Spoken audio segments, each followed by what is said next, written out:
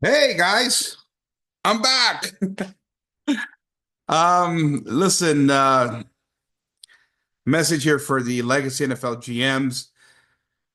Jesse contacted me tonight, and unfortunately for Jesse, he's got some issues going on with family, some obligations going on, and he's asked to step aside as league commissioner for a while, and he's asked me if I would come back and take over the reins here at Legacy NFL, and I've agreed to take it over. Um, so. Um, so this is a strange place because I got to admit I haven't run the league now in a couple years, and so kind of getting back, jumping back on the horse, whatever the saying is.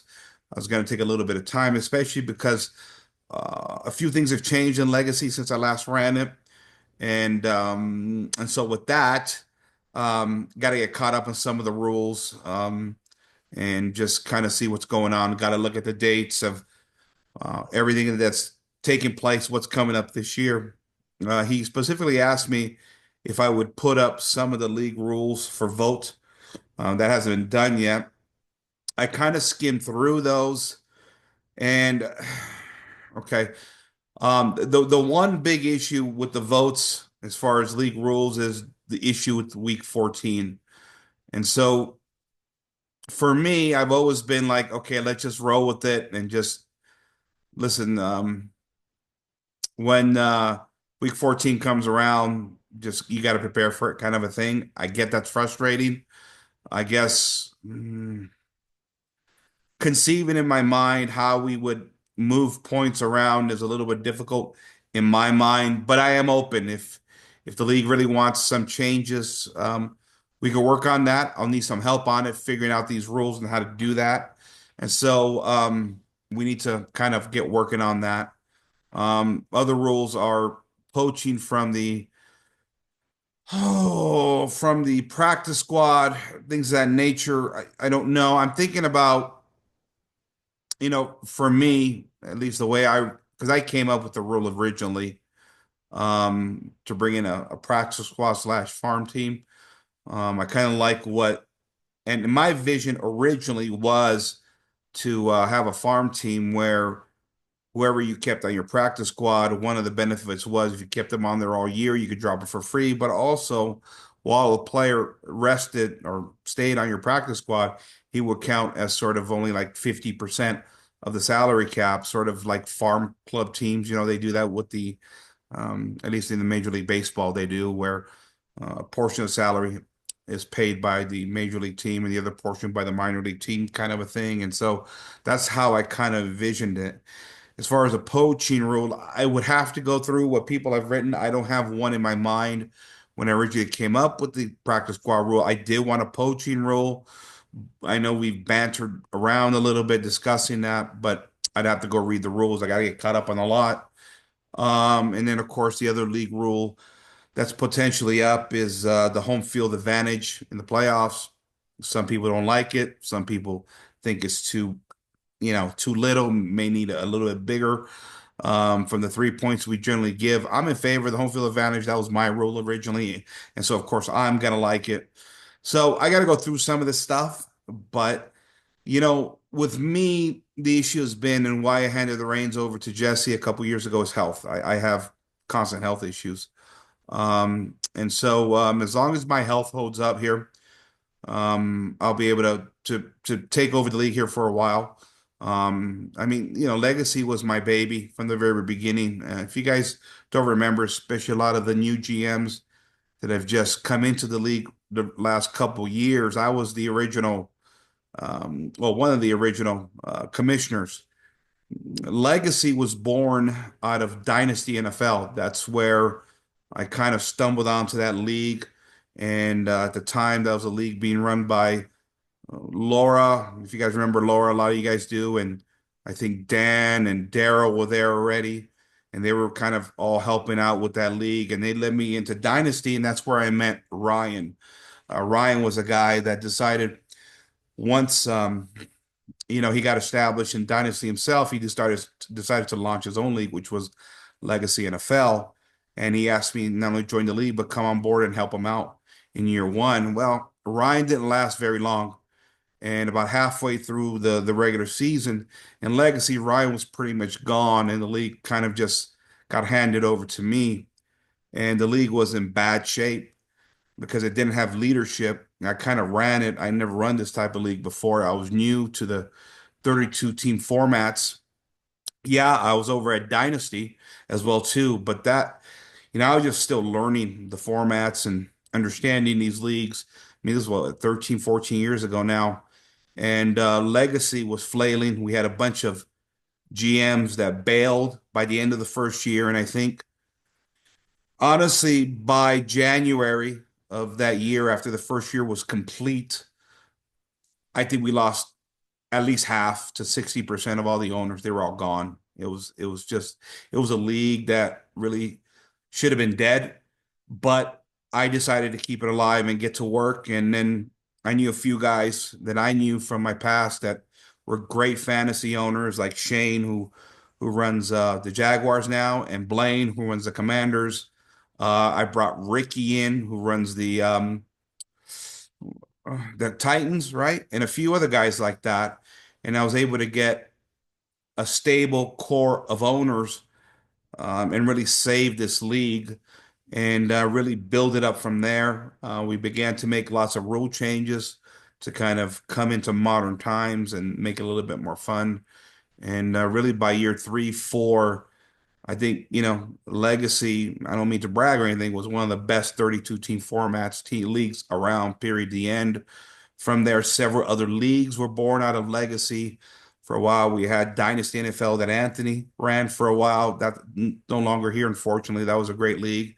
NFL GM is another league that was born out of Legacy. Legendary NFL, run by Blaine, was born out of Legacy, and by de facto, Real NFL, run by Blaine as well too, was born out of Legacy as well too. So we have a long track record, a long history, and so. What year are we in here? 12, 13. I think it's 13. I have to look it up again. I think I ran it for the first 10, 11, right around there. So just trying to get the new GMs caught up. So rest assured, I got a pretty good grasp of running these leagues, and I've been in them for a long time, lots of experience. And so taking over the reins is natural for me. Just got to get caught up. Um, I will admit it's been nice having a break from managing the league. That could be very tedious. There are a lot of hard work. And I think for those of you gentlemen out there that have never ran a league like this, just know that the guys that run these leagues, they're doing everybody a favor, a big favor by running a league this size because they are a lot of work. Yeah, we distribute a lot of that sort of responsibility to a lot of other members that help out.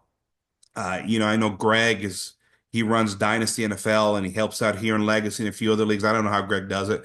I got to tell you, I got to commend Greg. He really deserves a lot of gratitude, at least for me, because I'm in so many leagues with him and he does so much in these leagues. But just to let it's these guys that run these leagues, they deserve a lot of credit, and having a couple year break is good. With me, again, it's an issue of health. And as long as my health holds up, I'll be around here until Jesse's ready to take over again whenever his responsibilities to his family are done. If not, I understand it. Maybe work it out. Maybe we'll find somebody else at some point. Just a little history on myself. Part of my issue is I suffer from migraines. In fact, I had an MRI done a couple of weeks ago. I get results tomorrow. Hopefully, it's nothing too bad. Preliminary reports suggest that it's not, but we'll see what the doctor says tomorrow. The other issue I suffer from is muscular dystrophy. For those guys who don't know, I've lost my ability to walk at this point in my life, and it's very difficult. And so, with that, between the muscular dystrophy and my migraines, I'm a guy that has a lot of complicated health issues because of the impact of my life, especially the muscular dystrophy has, because I live a very sedentary life. And so I'm just giving you a little history of who I am and why. When I ran Legacy, when I was a little bit healthier years ago, I used to love running this league, man. This was my pride and joy. And I took a lot of pride in running this league, setting it up, thinking of the rules and how to make Legacy NFL the most real experience that I can. I was the guy that invented the current RFA rule, which I think is pretty decent. We used to have some terrible RFA rules in these leagues, and I came up with the current rule we have that has made it the most realistic RFA rule that there is, really saving the RFA part of the season. Because the problem with RFA was there was never no player representation because we're a league of owners, right? There is no union, there's no collective bargaining. Really the league has to set up the standards and really how the players are properly rewarded. And I think this rule's pretty much been copied all over the other leagues that I'm in as well. That was my rule originally. Got to give some props to Daryl as well too of the Colts. He helped me out with that back in the day. Give him some props too. And really a lot of this, has evolved over time and I'm trying. I've done so much for Legacy. I don't even remember everything. I got to get caught up. And so one of my biggest challenges is going to be just getting back into the routine and understanding some of the rule changes that have happened ever since I handed the reins over to Jesse, who's done a great job running Legacy, and I really appreciate him giving me the break that I had. But I'm unfamiliar with some of the rules. I just got to go read them and maybe you guys can help me get caught up on them and understanding. I mean, we used to, for example, the tag and extend, that was a rule that I didn't have here before. That was a recent rule, going from top five most expensive players or biggest contract versus top 10. As far as the franchise tag concerned, I had a top 10 that kind of brought down that franchise tag price a little bit. That's the way I did it. And I know there's been a few other things. I'm trying to think now. I don't remember. I know we have to adjust salaries in Legacy. Um, because the way Legacy was built, I had established a pretty good baseline salary scale on everything, right? From the rookie contracts to the RFA prices to the what else? What's the other one? I don't remember now. Oh, yeah. I forget now. But I think because we've raised things like RFA and haven't adjusted rookie contracts and extensions. Well, oh, yeah, excuse me. That's what it is. RFA, rookie prices, RFAs, and extensions. I believe the extensions have been raised, but the RFA prices and the rookie contracts have not been raised. So I think we may be a little bit off balance. I'm probably not going to change those this year because we've kind of started everything with the MISO RFA. But if I'm still running this thing next January, we're going to get the salaries caught up and balance everything out because some of it is just a bit off balance, not a lot. And so my philosophy is once you find a good medium in between all these different salary structures, then really the job of the commissioner is simple. If we're going to increase the salary cap, say by 20%, then we just raise everything by 20%. If we raise it 5% in a year, we raise all these salary structures 5% in a year.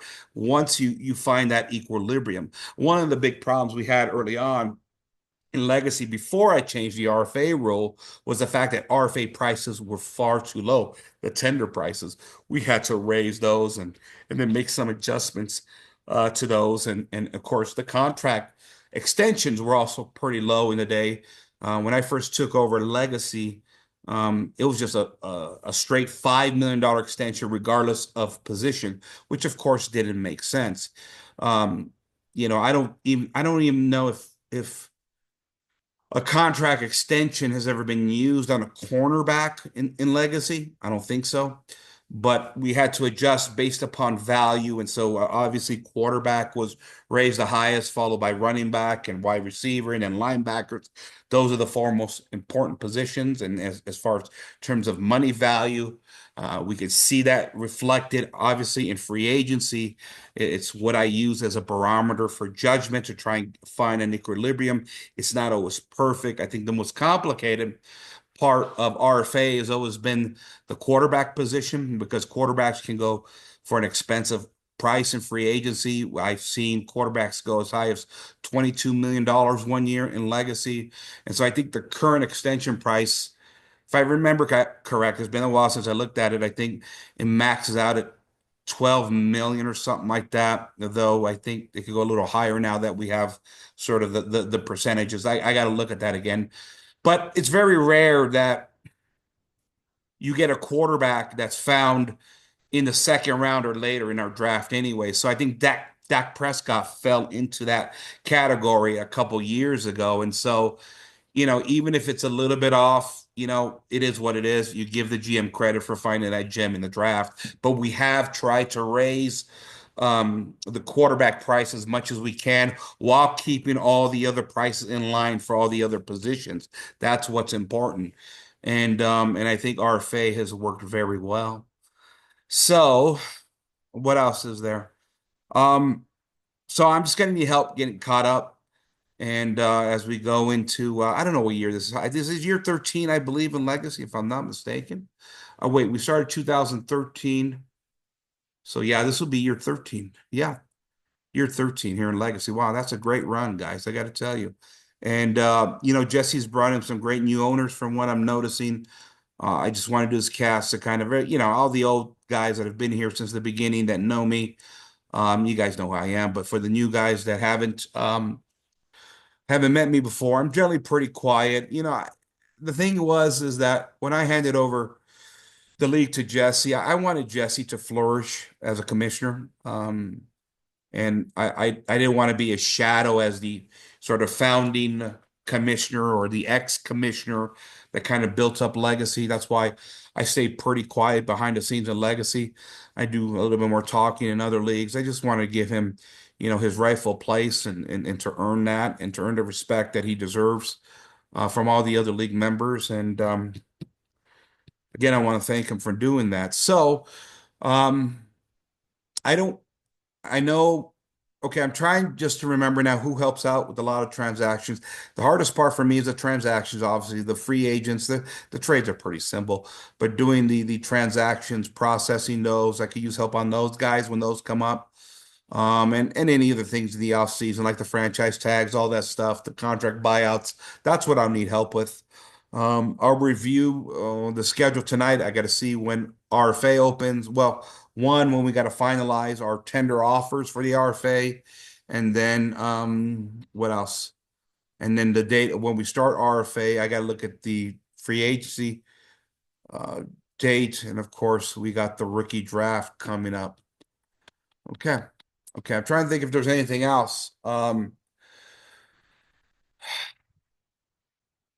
Yeah, it's just a matter of jumping back on the bike and getting used to this. It's been a joy just being able to just play these leagues and take advantage of other, great commissioners who've done all the work for us to have this joy. So I'm gonna leave it here for now. Okay.